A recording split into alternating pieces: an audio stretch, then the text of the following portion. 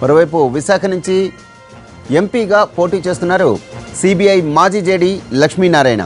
స్థానిక ఆలయంలో పూజలు చేసిన తర్వాత నామినేషన్ దాఖలు చేశారు. లక్ష్మీనారాయణ వెంట జనసేన కార్యకర్తలు పెద్ద సంఖ్యలో పాల్గొన్నారు.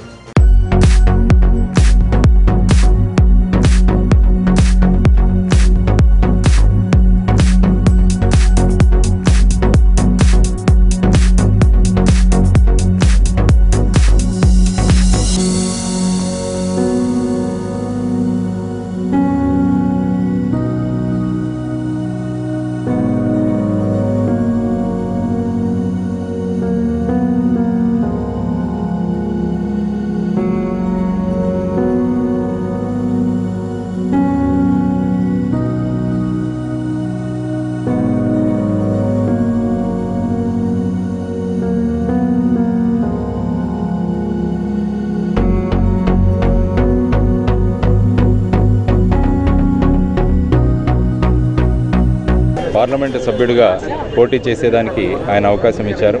మన విశాఖపట్నంలో మొత్తం పార్లమెంటరీ నియోజకవర్గంలో కూడా అందరు ప్రజలను కలుస్తాను, వాళ్ళ సాధక బాధకాలు ఏంటో తెలుసుకుంటాను. ప్రతి అసెంబ్లీ సెగ్మెంట్ కోసం టాప్ 5 మనం ఏం చేయాలన్నది కూడా నిర్ణయించబోతున్నాం.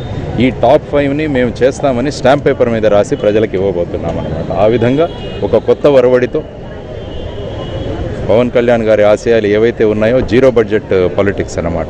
అంటే డబ్బులు మా దగ్గర లేవు కానీ మనసు ఉంది, గుండెల్లో అంతా ప్రేమ ఉంది, ప్రజలకు సేవ చేసే క్షమత మాలో ఉంది. కాబట్టి ఇవి ఆధారంగా మేము ముందుకు వెళ్ళబోతున్నాం.